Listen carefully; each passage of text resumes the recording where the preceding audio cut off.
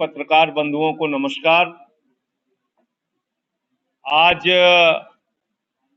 ये पत्रकार वार्ता लखीमपुर कांड के ऊपर वहां जो दिल दहला देने वाली घटना हुई उस पर बातचीत करने के लिए बुलाई गई है। आजादी के 75 साल के बाद हमने, आपने, इस देश के लोगों ने सपने में भी नहीं सोचा रहा होगा, इस बात की कल्पना भी नहीं कभी की होगी कि आजादी के 75 साल के बाद सत्ता के अहंकार में मदहोश कुछ नेता कीड़े मकोड़े की तरह किसानों को रौंद के मार देंगे। और सरकार में बैठे हुए लोगों की संवेदनहीनता देखिए। तमाम प्रमाण सामने आ गए, तमाम वीडियो सामने आ गए, तमाम साक्ष्य सामने आ गए। किस तरीके से मंत्री की तेज रफ्तार की गाड़ियां, वो हत्यारी गाड़ियां, किसानों को कुचलते हुए कीड़े मकोड़ों की तरह रौंदते हुए चली गई। इस बात के वीडियो साक्ष्य आ गए, लेकिन अभी तक न केंद्र सरकार से मंत्री का इस्तीफा हुआ, न उत्तर प्रदेश में आदित्यनाथ की सरकार ने इन हत्यारों को गिरफ्तार किया। ये सरकार उत्तर प्रदेश में जो चल रही है वो मारो और मुआवजा दो की सरकार चल रही है। पहले मारो फिर मुआवजा दो। न हत्यारों को पकड़ो, न दोषियों को पकड़ो, न किसी पर कोई कार्रवाई करो। और ये बात मैं इसलिए कह रहा हूं कि इंद्रकांत त्रिपाठी की हत्या के मामले में एसएसपी 302 का मुलजिम बनता है, कार्रवाई आज तक नहीं हुई, एसएसपी फरार है। मनीष गुप्ता की हत्या के मामले में सिपाही दरोगा 302 के मुलजिम बनते हैं, गिरफ्तारी आज तक नहीं हुई, सब फरार है। लखीमपुर कांड में किसानों की नृशंस हत्या के मामले में अजय मिश्रा और उनका बेटा आरोपी बनते हैं, 302 का मुकदमा लिखा जाता है, आज तक उनके खिलाफ कोई कार्रवाई नहीं, सब फरार हैं। आपने अब तक सुना होगा डकैत फरार, चोर फरार, माफिया फरार, स्मगलर फरार। आदित्यनाथ जी के राज में एसएसपी फरार, दरोगा फरार, सिपाही फरार, मंत्री फरार, उसका बेटा फरार। ये न्याय का सिद्धांत है आपका? इस तरह से न्याय आप करेंगे? मैं तीनों परिवारों से कल मिला। आम आदमी पार्टी का प्रतिनिधि मंडल, नक्षत्र सिंह जी के परिवार से, एक होनहार पत्रकार रमन कश्यप जिसकी हत्या हुई उनके परिवार से, लवप्रीत सिंह 19 साल का एक किसान का बेटा जिसको कुचल के मार दिया गया, उनके परिवार से मिला।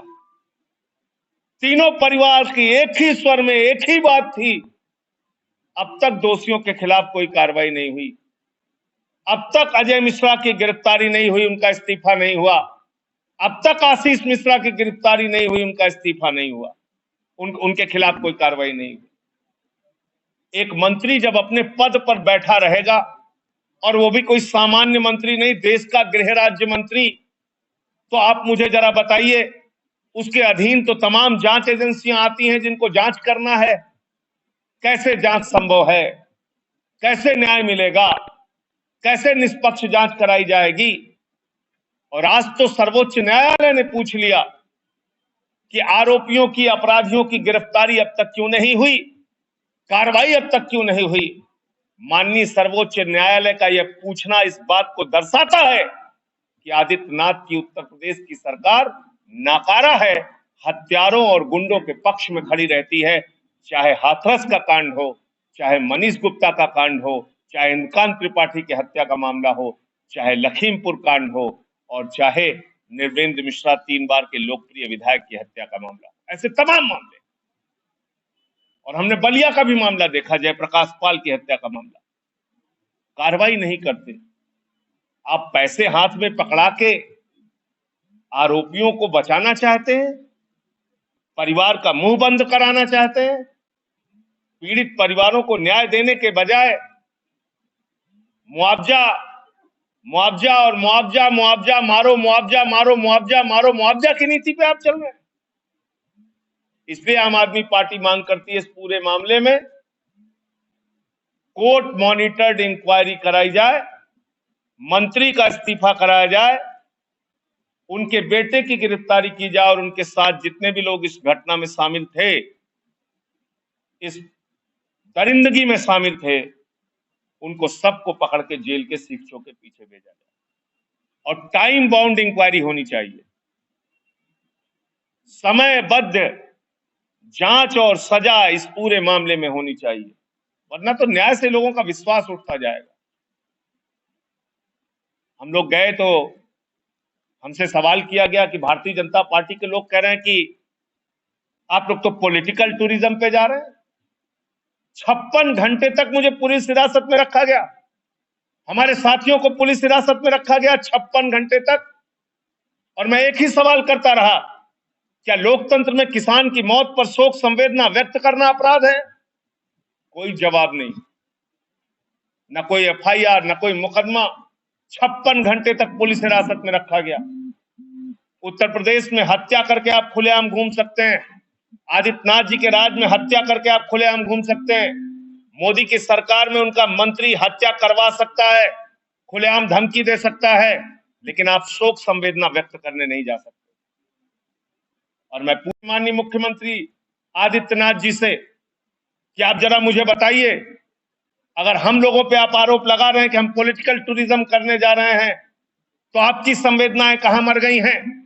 इतनी बड़ी घटना के बाद क्यों नहीं उत्तर प्रदेश के मुख्यमंत्री उन परिवारों से मिलने अब तक गए?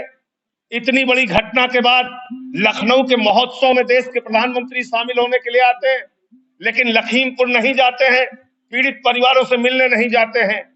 ब्राजील के फुटबॉलर पे, अर्जेंटीना के फुटबॉलर पे शोक संवेदना व्यक्त करने वाले देश के प्रधानमंत्री 9 लोगों की जान चली गई, संवेदना के एक शब्द नहीं बोलते हैं। यह बड़ा सवाल है। इसलिए अपने नाकारेपन को फालतू की बातों में छिपाने का काम मत करिए। विपक्ष के नेताओं ने अपनी जिम्मेदारी निभाई और आप 300 सीट लेके, जनता का इतना बड़ा समर्थन लेके संवेदना का शब्द आप नहीं बोल सके। आप लखनऊ से लखीमपुर नहीं जा सके, जब पूरा देश सदमे में था, किसान सदमे में थे, दुख में थे, परिवार रो रहा था। क्या हो गया वहां पे? तीनों परिवार से मिलके आया, एक कहीं कंकड़ चला क्या? तो ये तो अहंकार है सत्ता का। राजा ने कह दिया ऐसे चलना है, ऐसे रहना, ऐसे सोना, ऐसे उठना, ऐसे जगना, ऐसे कीजिए आप। यही हो रहा है। क्या लगता है 2022 का चुनाव आने वाला है, तो क्या जो सरकार है वो डर गई विपक्ष से, जो कि रोक रही है जाने से, मिलने से? देखिए, हाथरस कांड में भी इन्होंने यही किया था, मेरे ऊपर हमला हुआ था वहां पे।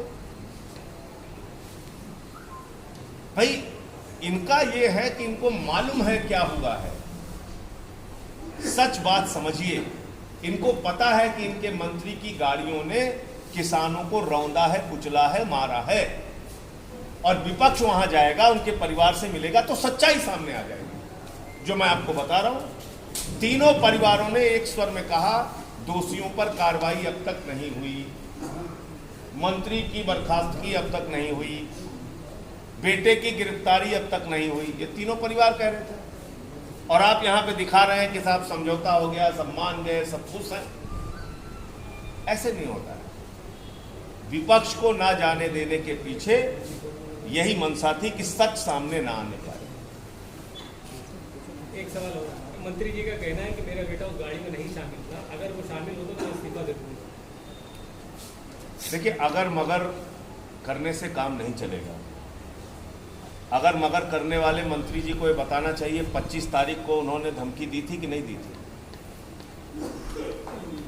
बलवा को, अपराध को, गुनाह को, दोषी मंत्री के खिलाफ कार्रवाई हो, उनकी बर्खास्तगी हो, उनके दोषी बेटे आशीष मिश्रा की गिरफ्तारी हो। हम उनकी लड़ाई संसद से लेकर सड़क तक हर स्तर पे उन परिवारों को न्याय दिलाने की लड़ाई लड़ेंगे। कल बहराइच भी जाऊंगा, जो जो और किसान मारे गए उनके परिवारों से भी मिलने के लिए, और बहुत साफ तौर पे हम कहना चाहते हैं कि मारो और मुआवजा दो इस राजनीति को बंद करके कार्रवाई करने के बारे में, दोषियों को जेल भेजने के बारे में आदित्यनाथ जी को सोचना चाहिए। विपक्ष को 2 दिनों तक रोका गया, जाने नहीं दिया गया, क्या वजह लगती है आपको, क्यों 2 दिन रोका गया? क्योंकि ये डरते हैं, क्योंकि इन्होंने गुनाह किया है।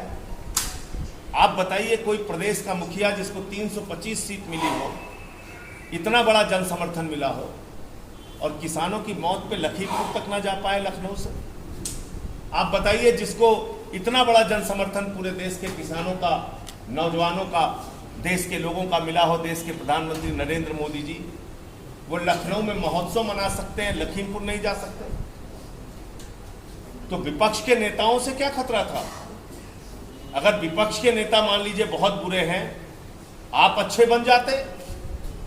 आप हेलीकॉप्टर है आपके पास, आप तो हेलीकॉप्टर से जा सकते थे, हमें तो बाई रोड जाना था। हेलीकॉप्टर से उतर के परिवारों से मिल लेते, संवेदना व्यक्त कर देते। आपने अपना नाकारापन क्यों दिखाया? हम पे तो आप 1000 सवाल खड़ा कर रहे हैं, चलिए करिए। खड़ा कर रहा हूं कि जिस गृह राज्य मंत्री के अधीन तमाम जांच एजेंसियां आती हैं, उसके पद पर रहते हुए न्याय नहीं हो सकता। यही बात तो मैं कह रहा हूं आपसे। अब पुलिस वालों की जो बात आप कर रहे हैं, अभी कितना समय हो चुका है? 302 का मुलजिम है मंत्री का बेटा, क्यों गिरफ्तार नहीं किया आपने? हर मामले में लीपापोती और मारो मुआवजा दो वाली नीति, ये तो ठीक नहीं है। कुछ और